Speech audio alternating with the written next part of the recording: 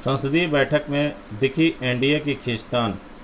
NDA की संसदीय बैठक में घटक दलों के नेताओं की मौजूदगी में मोदी मोदी के नारे लगे तो चंद्रबाबू नायडू ने कहा कि जीत सबकी है, लेकिन सरकार बनने से पहले एनडीए के अंदर बीजेपी और अन्य दलों के बीच क्यों हो रही है खींचतान।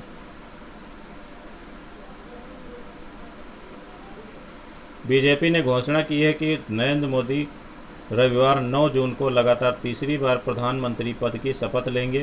बीजेपी सरकार बनाने को लेकर हर प्रकार के संदेह को शांत कर देना चाह रही है, लेकिन स्थिति उतनी स्थिर है नहीं जितनी दिखाई जा रही है।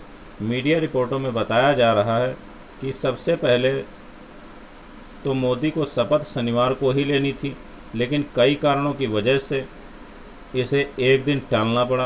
पहला, बीजेपी के संसदीय बोर्ड की बैठक अभी तक नहीं हुई है, जो सरकार बनाने की प्रक्रिया के रास्ते में एक आवश्यक औपचारिकता है। समर्थन की कीमत।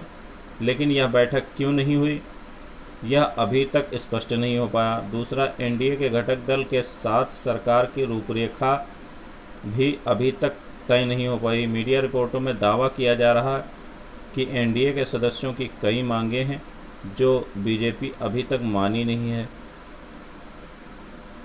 जैसे दावा किया जा रहा है कि नीतीश कुमार की जेडीयू और चंद्रबाबू नायडू की टीडीपी दोनों ही पार्टियां लोकसभा में स्पीकर का पद अपने पास रखने की इच्छुक हैं। लोकसभा के सभी मामलों में स्पीकर का फैसला अंतिम होता है, यहां तक कि स्पीकर के फैसले पलटने की सुप्रीम कोर्ट की शक्ति भी सीमित है। 1998 में तत्कालीन प्रधानमंत्री अटल बिहारी वाजपेयी के नेतृत्व में जब एनडीए की सरकार बनी थी, तब टीडीपी ने सरकार को बाहर से समर्थन दिया था और बदले में स्पीकर का पद हासिल कर लिया था। टीडीपी के जीएमसी बालयोगी को स्पीकर बनाया गया था।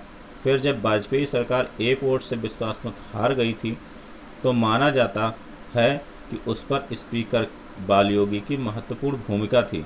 इसके अलावा इस बार एनडीए गठबंधन की सदस्य पार्टियों में किसको कौन सा मंत्रालय मिलेगा, यह भी अभी तक तय नहीं हो पाया है। कुछ रिपोर्ट में दावा किया जा रहा है कुछ दल रेल मंत्रालय के अलावा गृह और वित्त मंत्रालय भी मांग रहे हैं। दबाव के हथकंडे। यह दोनों मंत्रालय रक्षा और विदेश मंत्रालय के साथ वो 4 चोटी के मंत्रालय हैं जिनके कैबिनेट मंत्री कमिटी ऑन सिक्योरिटी सीसीएस का हिस्सा हैं। यह एक शक्तिशाली समिति होती है जिसके सदस्य मिलकर सरकार के बड़े फैसले लेते हैं। पिछले 10 सालों में बीजेपी ने न तो स्पीकर पद किसी दूसरे दल को दिया है, न सीसीएस वाले 4 मंत्रालय।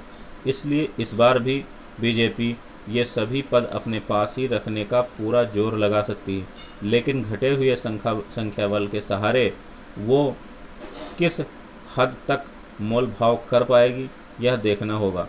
शुक्रवार को पुराने संसद भवन के सेंट्रल हॉल में हुई बैठक में दोनों पक्षों के बीच यह खींचतान देखने को मिली। वैसे तो बैठक में औपचारिक रूप से मोदी एनडीए के संसदीय ब्लॉक का नेता घोषित किया गया, प्रधानमंत्री पद के लिए उनके नाम का अनुमोदन भी किया गया, लेकिन एक दूसरे पर दबाव बनाने के बीजेपी और अन्य दलों की कोशिशें भी नजर आईं। बैठक एनडीए की थी और सभी दलों के नेता मोदी के बगल में बैठे सभी का भाषण सुन रहे थे। तभी बीजेपी के अधिकतर मंत्री और सांसद मोदी मोदी के नारे लगाने लगे। फिर जब चंद्रबाबू नायडू की बोलने की बारी आई, तो पहले उन्होंने एनडीए की जीत को सबकी जीत बताया। इसके बाद मोदी की तारीफ करते हुए उन्होंने कहा कि आंध्र प्रदेश में चुनावी अभियान को मोदी ने आगे बढ़ाया है।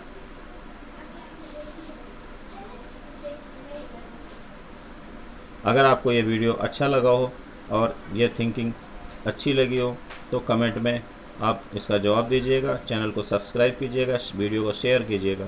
धन्यवाद।